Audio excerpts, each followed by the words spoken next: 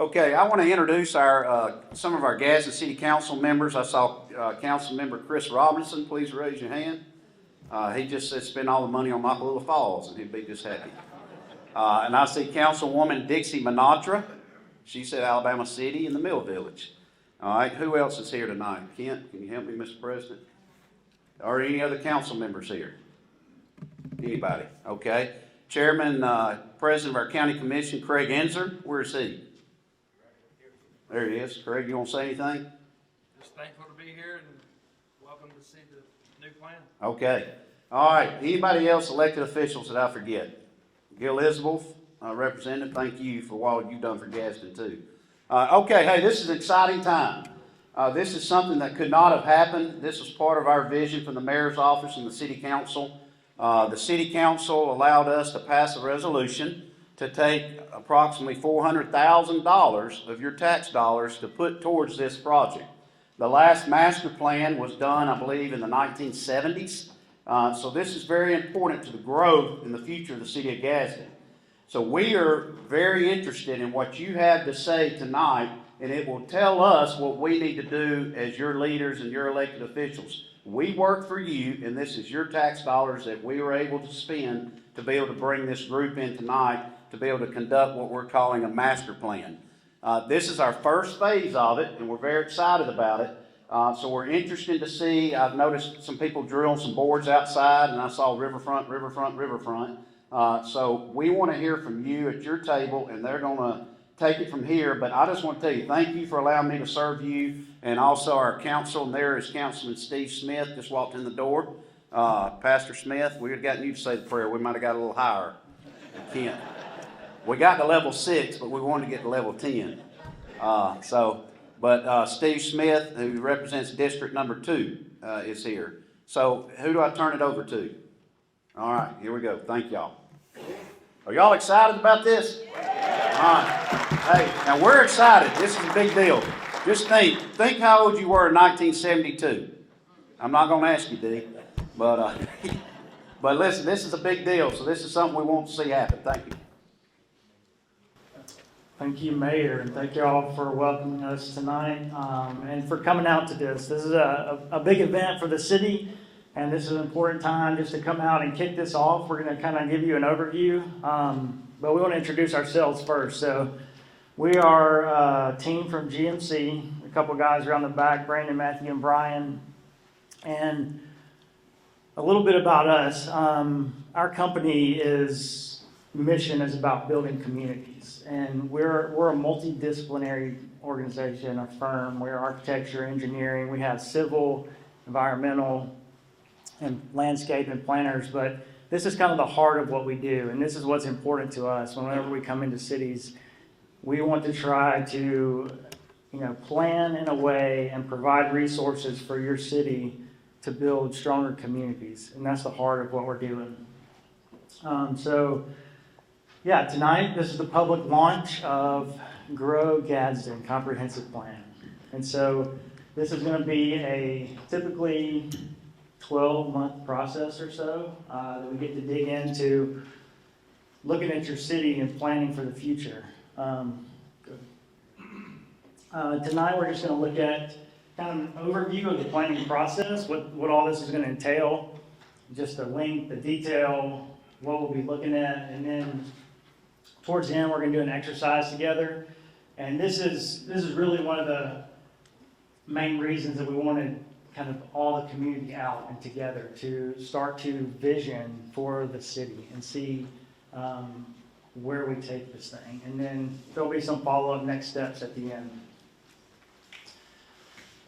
So first, it's interesting for us, and another part of, we'll talk about public engagement and community vision a lot because, us as consultants, when we come into a city, into a different place, we're kind of outsiders looking in, and we can bring some value to that. But, what's important to us is to understand the history of the place, and usually that's through the people.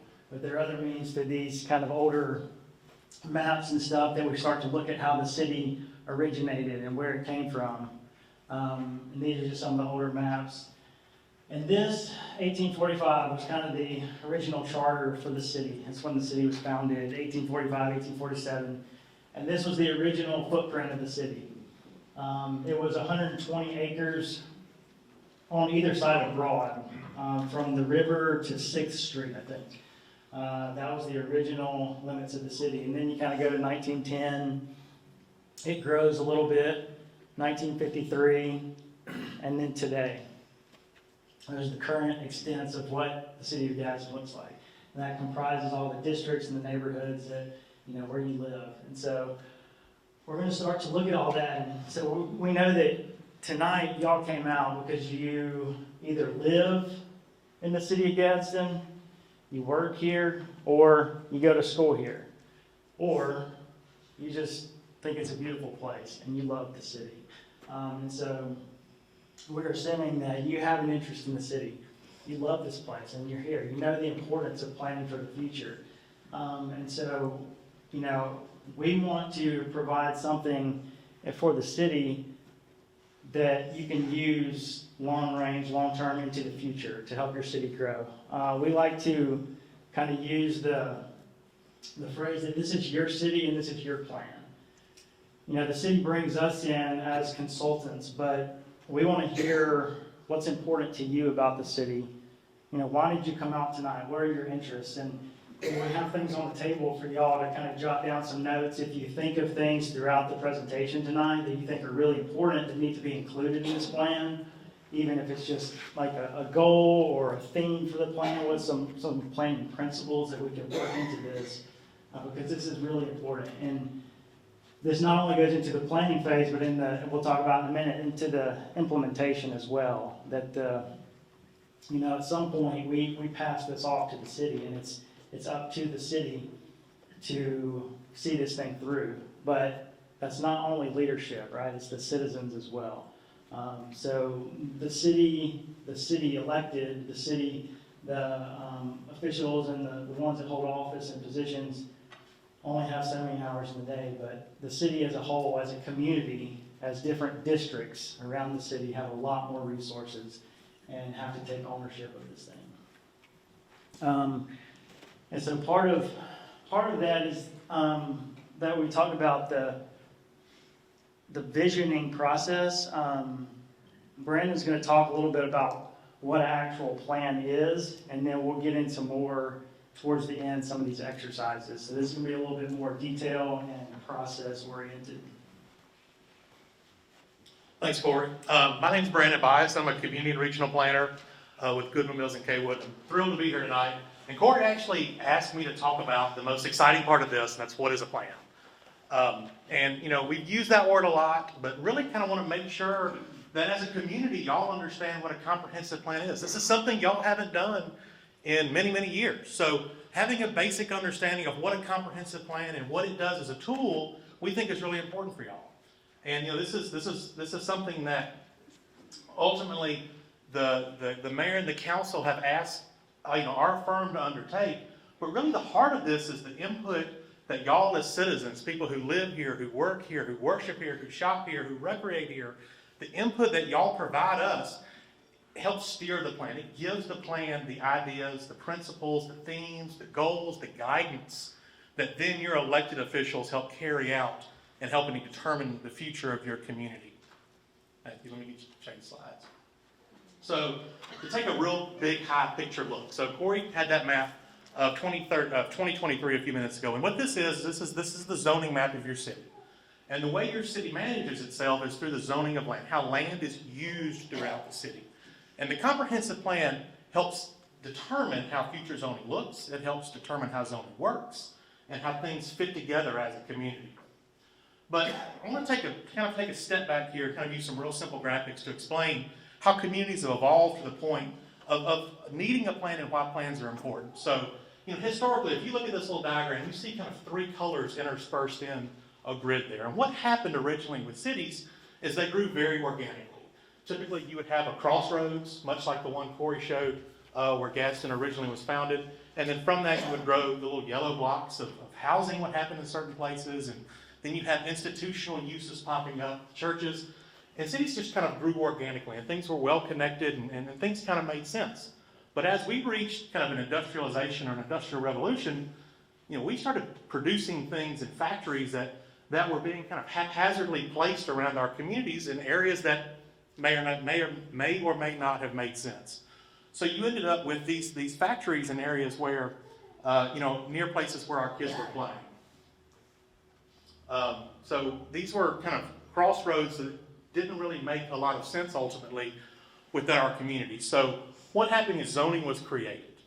And what zoning did is it started saying, all right, all these things that we've been doing, let's make sure they happen in places that make sense. So, in the early 1900s, the idea was let's pull all this stuff apart, and we have housing over in this one place, and we have businesses in this other place, and we have industries over in this other place. Well, what that did is that kind of pulled our cities apart in many different directions.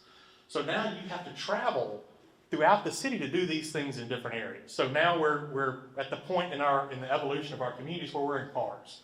And we're in cars more and more and more frequently, which makes getting around our cities a lot more difficult. I'm sure a lot of y'all experience traffic here in Gadsden constantly. Birmingham, where we live, we have that problem. But what we do at the comprehensive plan is we start to look at this pattern as the city is developed now and say, all right, what works, what doesn't work, and how do we start to determine what the things are to do to make it better into the future? So looking for those opportunities to maybe change land uses or look for places to have interventions of things that make sense. Kind of bring back some of the things that made the historic community function very well. A place that was inherently walkable, bikeable, and evolved into something that's a little bit drivable as well. So as you see on this map, these are the elements that we look at in a comprehensive planning process. And there's a lot of things that we do as far as looking at land use and park and recreation, the environment, and education. These are all important aspects because ultimately all these things funnel together in making what your community is and making Gadsden who Gadsden is. So what you start to see is the weaving of all these important elements. And what we have to do as part of this process is learn from y'all and understand how these things fit to make your community, how your community is today and where you want your community to ultimately be into the future. So that's a little bit about kind of what we're going to do with the end piece, what the actual plan looks like at the end. And I'm going to turn it back over here to Corey now. He's going to talk a little bit about the process and then really how we kick that process off tonight of creating your city's comprehensive plan. Thank you, Brandon. So this is kind of a high-level view of the comprehensive planning process, which tonight we're kind of already, we've been working on this and meeting with the city this is probably the second month now. Like we've been meeting individually with all the departments in the city, department heads, city, all the district council people. And so we've had in-depth meetings. Even today, we've been here since 8 this morning meeting with different people in the city. And so we've already made a little bit of headway on number one here, looking at the existing conditions and needs analysis in the city. And that'll be much more comprehensive in terms of the mapping and kind of the data analysis and trends and things like that. So tonight we're kind of moving into, with this kickoff and launch, we're going to be moving into the visioning and goals section. And so what we're going to look at here is the vision for the city. And this is a quote, or a quote that we like to use as the most simple definition of what a comprehensive plan is. So it's a vision for what you want the city to be and a roadmap of how to get there. And so that in its essence is, in its most basic form, what a comprehensive plan is. It can seem really complex and detailed, but when you boil it down, this is what we're trying to do. And so the vision is what is coming from the city. And so this is George Washington Carver quote that we really enjoyed well, that really fits into this, because he said, where there's no vision, there's no hope, right? And so that's what this plan brings to the city, an opportunity for the city to hope. And it's an exercise in hope for the city to plan for your future, for future generations.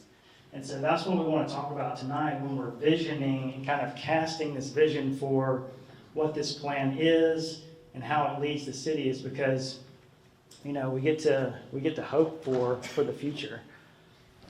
And then, so when we talk about this a little more, vision is what drives the process. Like the vision in that quote, the vision is the high level, and then the roadmap is how to get there. And so we want to look at individually just some examples. So say your vision for the city is a safer community. If that's kind of like the one of the high level goals for the city, the roadmap or the outcome of that, the implementation side, is something like maybe better crossing design. And so trying to make that relationship between the high level vision and then what does that look like on the ground for the city and how we're implementing that. Maybe the vision is beauty. Want to make, beautify the city in some way. Something that's a little bit more public driven and public oriented. Maybe that looks like starting a volunteer garden club in the city somehow so that high schoolers or other people in the public that are interested can take on projects personally and have a specific plan for city beautification. So that's the type of thing that we're looking at in this plan. It's just the vision and the implementation side because so another example, housing. This is an aerial. So like the implementation of that is, Gadsden has a land bank. So how does that land bank affect the housing needs of the city? And how can we better plan for the different types of housing in the city, diversity of housing? So just think about that for a minute as we move forward. What would your city, or what would your vision for the city be? What is your vision for Gadsden? Why did you come out tonight to think about this planning for your city? What is it about the city that you love or that you're interested in or that you really want to see in the future? And so for us, public involvement is a large part of that because we, as I was saying earlier, we can only study the city so much, but really the people that live here are the ones that are the experts in the everyday. And so as much public input as we can get throughout this entire process, the better the plan will be because we want to represent as much of the city as possible. Every district, as much input as we can. And so we try to do that through meetings like this. At every phase of the planning process, we try to do some type of public involvement. That may involve surveys, which we're going to put up a QR code just a minute for those. Hopefully a lot of y'all have filled out the surveys. If not, we'll give you a chance to do that. Target meetings, like I mentioned, we're having some future workshops. So this is the first of 2 or maybe 3 or 4 public meetings that we'll have total for the comprehensive plan. So there'll be more opportunities in the future to come back and give input and provide comments on the progress of the plan, just to make sure that we're staying true to the vision, so that there's some accountability in there as well. The vision, as we'll get into in a minute, is something that not only sets the stage for where we want to go, but it also keeps us true to that. Because these are long-range plans, as long as we set a vision early on and stick to that, we have something to compare our progress with, and then we want to stay on track. So here's the link to the survey. If you got a phone and you hadn't filled this out yet, I'm going to snap that real quick. It takes about 10 minutes to fill out, but this gives us a lot of important information about the demographics of the city and a lot of just responses on different areas of the city, the different buckets that Brandon was talking about, transportation, walkability, those type of things we ask questions about. And so far, since we started this, it's probably been a month or so, or less even. We've already had over 300 responses to the survey. And so one of the things that we ask y'all to do, the people that have come out to these meetings, is to talk about this plan wherever you are in the city. So whether you're working here, you live here, make sure the people around you know that this process is going on and just kind of emphasize the importance of it. We always like to get as much feedback as possible, and we like to hear comments and responses to the work that's going on. And so this is one of the yes, sir. One thing, the QR code, that goes to Tuscany. Yeah. That is not correct. That's okay. I want everybody to know that before we start helping Tuscany. Do not go to that QR code. We will update that and get to you. It's on the,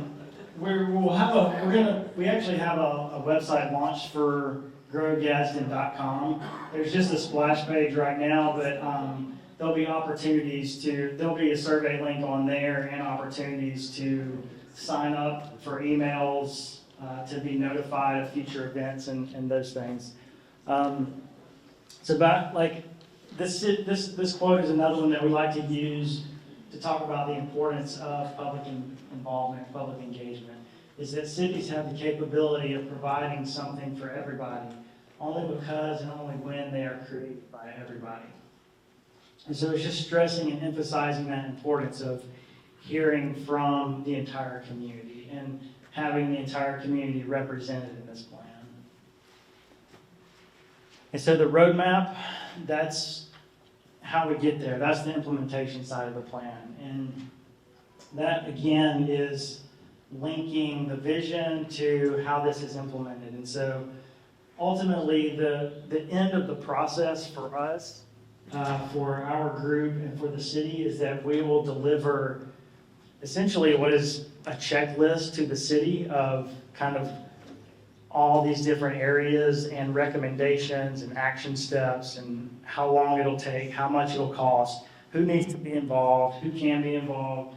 And so it's just kind of a very detailed action plan for the city of how to implement all the ideas and vision that comes out of this.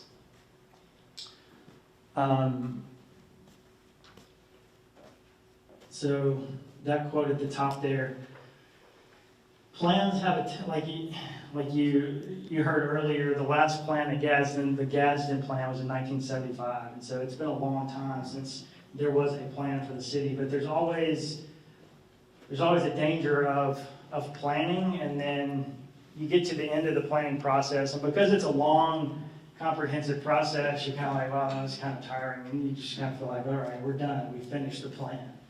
But plans are only judged. Like, they're only judged successful if they're implemented.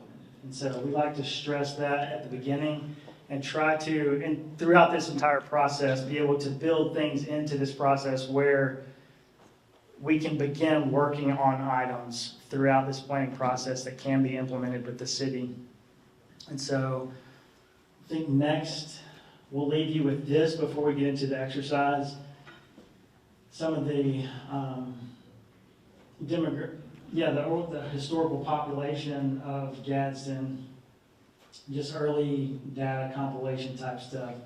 This is probably a trend that you're familiar with in the city because you live with it every day and you know the effects of it. But different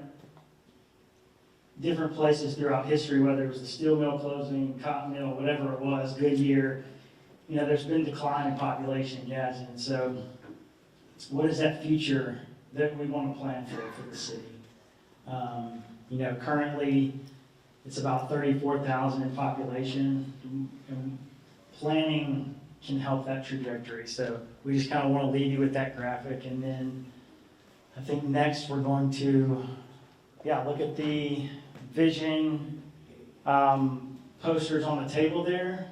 So we want to have y'all as a table kind of gather up and start to discuss. You'll see the first 3 columns on there that has goals, themes, principles. And so if y'all could take about 5 minutes as a table to start working on things that are important to you, that need to be in this plan, or that are goals. And then after that, we'll kind of try to craft just a rough vision statement at the end. And then eventually we'll try to compile all these into something that we can name as the plan's vision as we move forward in the process. So it'll take about 5 minutes and do that, and then we'll call you back and start on the vision.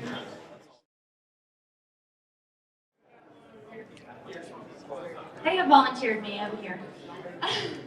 So our table feels like we need more riverfront redevelopment, make it more attractive, and then jobs to maintain and also increase the population. And also to make the city more affordable for, I'm a small business owner, so having access to the Chamber of Commerce and making it more affordable, and also social media, getting the word out about events. I only knew about this event through an email, and it took me a while to find it. So just having more accessibility, I guess, and making the city really grow and wanting people to come here. And then also beautification, especially on 431, and then a few other things were animal control, as well as improving the service on the roads, as well as ditches, and maintaining the water as well.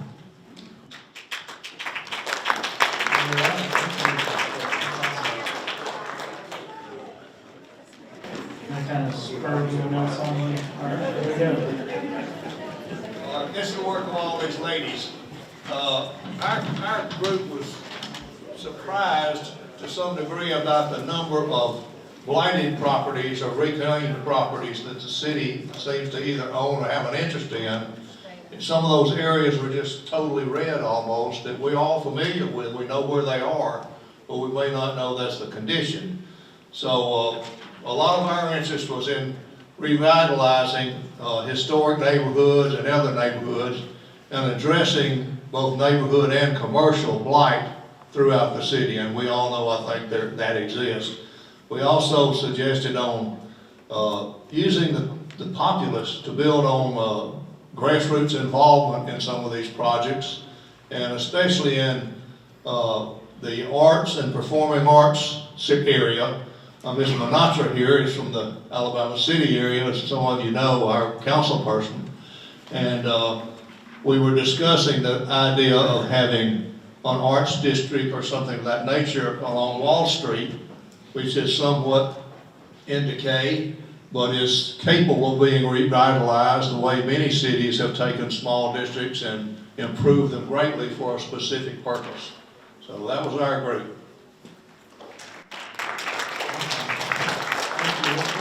Yeah, we had the privilege of talking to the Museum of Art today and Cultural Center, and just we were actually thinking about your district in that area and just how the importance of cities is building strong neighborhoods. And so there's a lot of opportunity here in those historic areas and some of the blighted or vacated properties around the city and some of the historic neighborhoods, I think, to really invest in those areas and build it up. Did that kind of spur anyone else's ideas? Or? Okay, here we go. We broke our goals down to really 4 areas: population growth, and then from there, I guess the principles was really providing more, also providing more unity, fellowship with the city. Seems like more than ever, thanks to this administration, our city and our county, more united than they've ever been. I think we can leverage that. New housing, affordable new housing, improve percentage of ownership. We have a very high percentage of rental property in the city. I think it's somewhere around 48%. So making those affordable options, a wide range of options would help. Attracting, retaining young families, leveraging the quality of life we have here. We all know, growing up here, this is a great place to raise a family. Just accentuating that, the education, the jobs, everything ties into quality of life. And then just leveraging our natural resources. We have our proximity to all the natural resources, and the 2 hospitals we have. We talked about the health care in our area. We have all the major components to turn the population shift and become a major hub again. So leverage that. Thank you.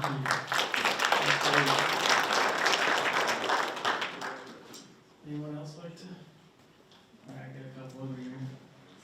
And we'll try to wrap up and give y'all some next steps for what comes next. And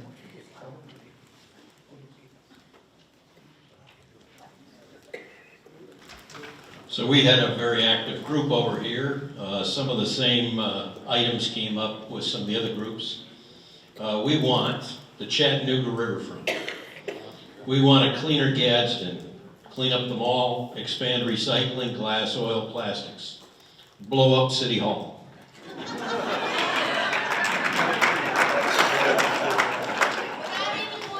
And with that, we want a quieter Gadsden. More pedestrian friendly, including bikes. Protect Gadsden and bridges with cameras.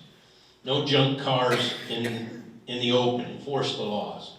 Good old neighborhoods, like the good old days. Walk to the grocery store. Expand public transportation and routes. Quicker pickup of debris, mattresses on the streets. And we want Gadsden as a destination.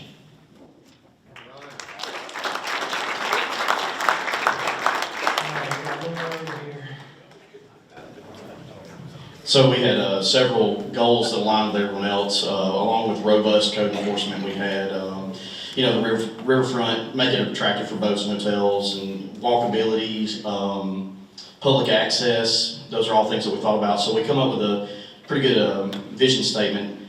Our final proposed vision statement is a vibrant, thriving riverfront community that is accessible and appealing to all age groups, that's attractive for tourism, industry, and future development. Filled with citizens with a heart for adventure, our natural features and scenic vistas give our historically safe communities a place to call home like no other.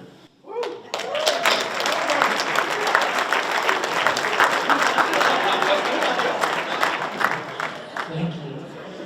That was great.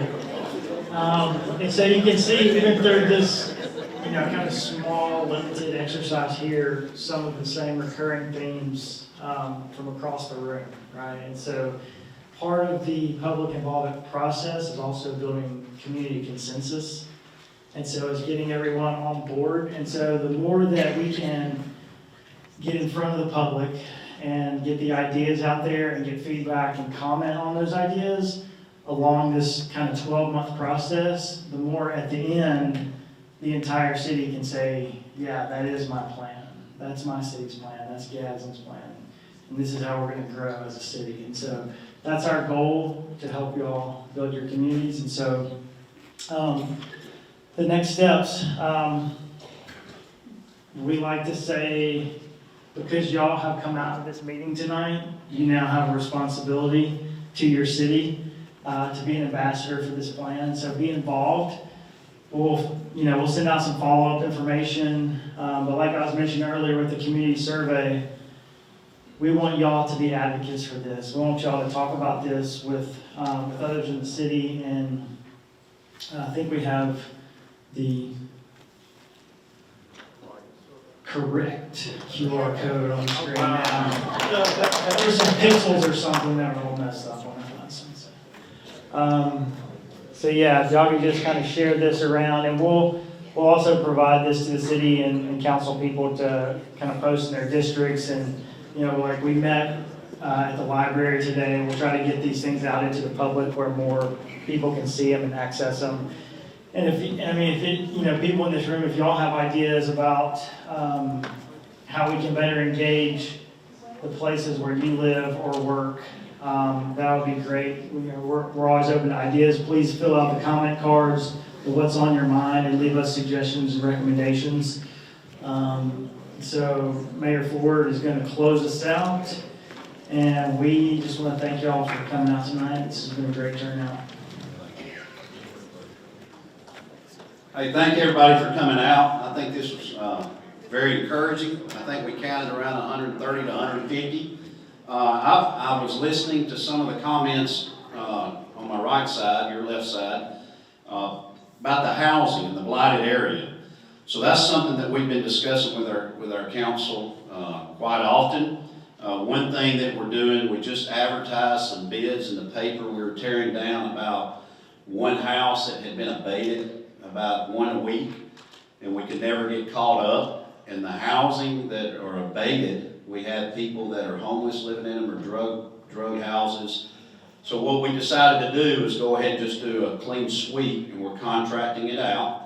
and we're gonna let someone, from the outside bid on it. The advertisements are in the paper now, and I think, Heath, April the 4th is when we open bids. And so that way we can get them all done in 1 month. And I think that will help in some areas. Then we're able to, well, that's a good thing. So just keep in mind what we deal with, and we have the best employees, I think, in the state of Alabama. But you come to work at 7, you gotta take a break at 9:30 or 10, then you go to lunch, you gotta take a break again at 2:30, then they gotta be home at 4:30. So it's difficult for our city employees to do a lot of these functions, and they do a great job. But the next thing is also the grass cutting. We had a group in Public Works doing grass cutting. So if it rained, they're done at 4:30, they go home. So we decided to contract that out also. And we're taking the 6 employees that were supposed to do the grass cutting, now we're turning them over to another department to make them more useful. And that we're able to contract out the grass cutting, so no more will you have high grass in your neighborhoods. So, if you contract it out to Mark Condra Landscaping, well, he gets paid, he's gonna work till 10 p.m. that night to get it done, because he's gotta get paid. So, and now with technology, they can take a picture of the lot, they can send it to where we need it to send it, we know they're doing their job, and we get things done quicker. So yes, and then we turn it over to the land bank. Once we abate the houses, we clear the lots, and then we can either sell them as state lots or land bank lots, and there's a bill in the legislature to lower that down from 5 years to 3 years and recoup getting the title and clearing it and getting it back in people's hands. So Dave Cummins, who isn't here tonight, if you want to know a little bit more about that, and we would encourage anyone in the audience to buy these lots. I think we're selling them for $500 or just whatever the cost of getting the title. He has built over 60 houses in South Gadsden, and he's done a wonderful job in bringing back Gadsden revitalization, and we're getting people living in these houses and they're paying taxes. So I don't want to go on and on about that, but we're real excited about that. I think that's one of the biggest things that's happened, other than some of the other stuff, but I love the fact that we're able to do one clean sweep. We went to Washington, D.C. recently, and we went to see many agencies along with our delegation, but one that we were encouraged with was Appalachian Regional Council. I believe, if I'm not mistaken, President Roosevelt, back in his days, developed what we call ARC, Appalachian Regional Council.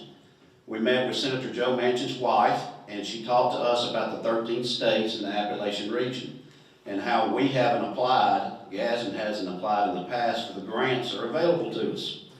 So she was able to hook us up with Georgia, and we're trying to do more trails that connect Georgia and Gadsden and make Gadsden a walking city where you can get all the way from the falls, all the way to the other end of Gadsden with it's called Rails and Trails. So that's something that we put in for some grant information. I think we're going to get some money. For the last few years, Gadsden has not applied and has not received any funds, but however, we met with our congressman, and y'all allowed us to go to D.C., and we're hoping to get some big news here in the near future. We applied for a grant for the Broad Street Bridge. I don't know if you've noticed, but concrete is falling off the bridge into the Coosa River, so we have to shore it up, and then I want to light it up like Birmingham's Malfunction Junction. So that's something that we're looking at doing, and we have some grant opportunity there. The big thing, and this was a dream of mine, and I hope it comes to fruition, we're meeting with the highway director tomorrow in Montgomery. We met with the Federal Department of Transportation in D.C. Call it a pie in the sky idea, but I think we're going to make it a reality. We have not been stopped yet. We want to relocate. You talked about the river, and I want to know where you got that motto, by the way. Jacob didn't come up with it, did he? Yeah, kind of. All those are policemen except for Tim Hurd over there. He's a fisherman. But we want to relocate 411 where Chile starts and relocate it back down around City Hall. We're in conversations right now with someone that has a property on Broad Street about relocating City Hall. Trust me, I work in there every day along with these good employees. We don't want to be in City Hall either. It's a disaster, I'll just be honest with you. But we want to relocate City Hall, and we want to bring a hotel development. We've met with 6 developers as we speak now, and we're meeting with 2 more next week. And we don't want just any hotel. We want a boutique hotel, or we want a flagship of Marriott or Sheraton or what have you. But there are talks going on about that. But we can't do any of this without your master plan. So I have realized I'm very ADD. I like to move like it was yesterday. Heath asks me all the time, when you want it done? I said, don't answer that yesterday. So Heath is our engineer, and he's one of the best in the state, and we're lucky to have him. And he has got his plate full, and tomorrow he and I are going to Montgomery to meet with some people to try to secure some more of your tax dollars to bring back home. But this right here allows us to implement some of the ideals. If we just hit a lick of a snake and hit 2 out of 5, we're doing pretty darn good. So we're looking at trying to help y'all, and please stay in tune with this. Don't just get out of here and say, I came to one meeting and it's over. We have multiple meetings, and this will go on for 12 to 14 months, and then we'll have a huge party at the end, and they'll present their presentation. And then this is a roadmap for the next administrations down the road, 10, 15, 20 years. You're supposed to have this done every 20 years? At least. At least. Well, we've done it every 50, so we'll go with 20. Yeah, no, I'm just kidding. But we want to, what you do, you get this master plan, and then you continue to modify it as you grow. So we're going to grow. If you notice our new symbol, our new brand of Gadsden, we went to a G. If you look at Oxford, they have an O with a tail. Huntsville has an H with a star. Tuscaloosa has a T with an arrow. Now we are with a G with an arrow going up, and Gadsden's growing. So they're working with us on some of that, and we're looking at rebranding our host city. So y'all, I want to say thank you for coming, and am I to dismiss them? Yes, sir. Yes, okay, so hey, God bless you, and this is a big deal, so thanks. So spread the news, things are changing, and continue to watch Channel 99 and the city Facebook page for more additional meetings. Thank you.